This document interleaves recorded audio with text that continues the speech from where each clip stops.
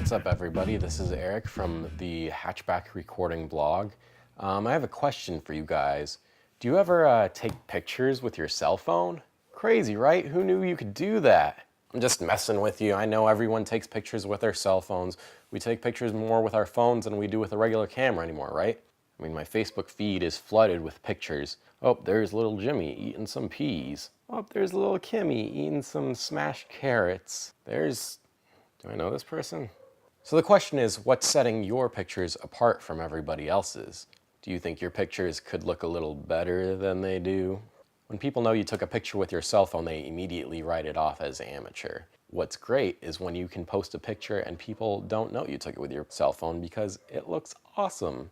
So how do you make your cell phone pictures look awesome? Well, I have 5 easy tips to share with you on how to do that.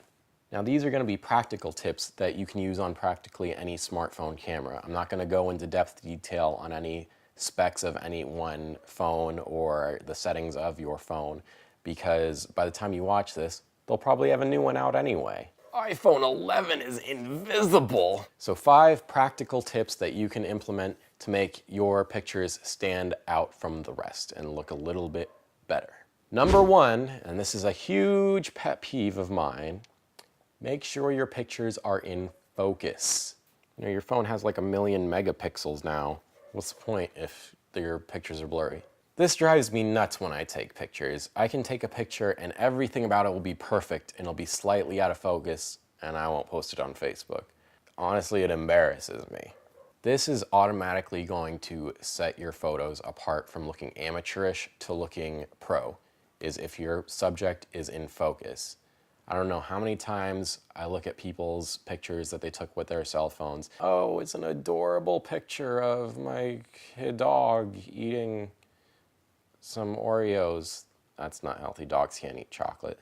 But the picture will have, you know, the floor is in focus, but not the subject, the dog.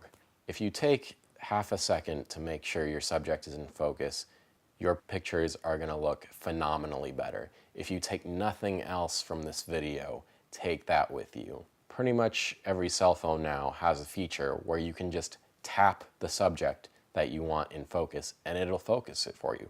Tap, oh look, my photo looks awesome now instead of crappy. It's nice, it's simple, and it'll help you out a lot. Tip number 2. This is kind of a loaded tip because there's actually a lot to it. Just general composition. Take a second and compose your picture. That means actually looking at the screen of your cell phone and seeing where the subject is on the screen. You know, are they half cut off? Are they in the middle? Are they off to the side? Are they on the left, on the right, in the middle?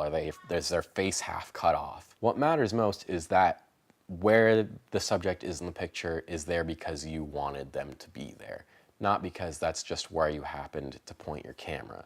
You know, a consumer camera like the one on your phone is called a point and shoot camera, but that doesn't mean you can't plan a little bit out of what you're taking a picture of. Please don't just point and shoot. Put some planning in your mind of how you want that picture to look. There's a thing in photography called the rule of thirds, and that's basically where you divide your image into thirds horizontally and thirds vertically. So basically you have 2 lines up and down, 2 lines left and right. And where those lines intersect is where you want your subject to be. The reason that's visually appealing is it draws your eye into the subject. So it makes it look a lot more interesting than if somebody's just, you know, right in the center of the frame, which is what you naturally want to do. It also opens up a lot more room to wherever that empty space is for something visually interesting. Say you're standing in front of an open meadow or a lovely sunset, whatever. It leaves you a lot of options to make your picture look interesting. I think every smartphone I've ever used to take a picture has a setting where you can turn on these grid lines, where it'll actually show up on the screen when you take the picture. It won't be on the picture itself, but it'll be there as a guide for you. So just take a couple seconds when you're taking your picture and look at what you're actually taking a picture of. Make sure it's something that is interesting to look at. Tip number 3, lighting is everything in photography. Now, in professional studios, they have hundreds, if not thousands of dollars spent on lighting.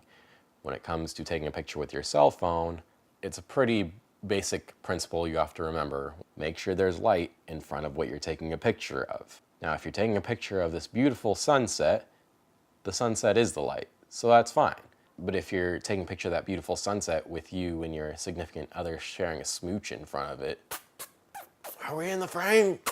There's a pretty good chance you'll have a picture of a beautiful sunset with a black blob in front of it where you and your significant other were smooching.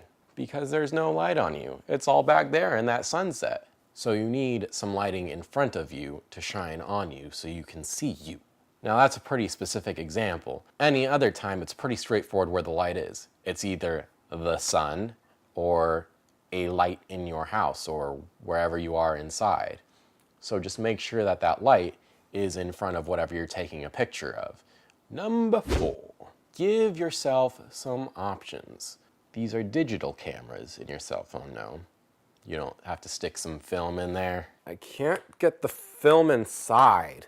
When it came to analog photography, some professional photographers would spend half a roll taking a picture of the same thing, just with different angles, different apertures, and different shutter speeds. My point is, you have virtually unlimited amount of pictures you can take. With the size of memory cards you can put in your phone now and the ability to store photos on your cloud, there's no reason to take one shot and hope for the best. You know, sometimes you take a picture and just hope for the best because of the environment you're in. You can't really see whether it turned out well, whether it be, you know, too sunny for you to see, or maybe you've had a few too many look. And you know, you can't tell if that blurriness is your camera or your perspective. So, you know, take a few shots using different angles, try focusing it a few different times, and pick the best one later. Just because you took the shot right there doesn't mean you have to upload it to Facebook right then. So you might as well give yourself some options to work with. And finally, the last tip is probably the most frustrating to me. Edit your photos with a purpose. I can't tell you how frustrating it is scrolling down Instagram and seeing the same 5 filters used on every photo. Lo-fi, Brannon, X-Pro. Oh, look how artistic they are. They used Willow, black and white. If you're gonna edit your picture, have a reason for editing your picture. Have an end goal of what you want it to look like. There's nothing wrong with experimenting with a few different filters or different ways of cropping. For goodness sake, stop using the same Instagram filters on all your pictures. Do you know how many apps are available for photo editing? Not to mention anything you can do if you actually take that picture off your phone and put it on your computer. Do your own filters, make them.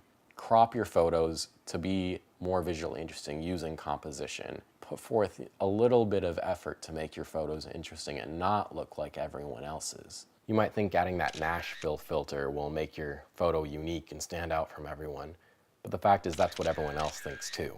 To wrap things up, basically just take a little time when you're taking your pictures. It might seem like a lot to, you know, make sure everything's in focus and compose it well and make sure the lighting is in place where it needs to be. But once you start doing these things, they'll become second nature to you. You'll be able to compose a shot and make sure everything's in focus without even having to be conscious of it. There are lots of things that go beyond this that can help out your cell phone photography. I hope these tips have been helpful to you. If you have any of your own, be sure to leave them in the comments below. I appreciate you watching. For more, check out the website, hatchback-recording.com, or you can subscribe to the YouTube channel and like us on Facebook. Thanks for watching.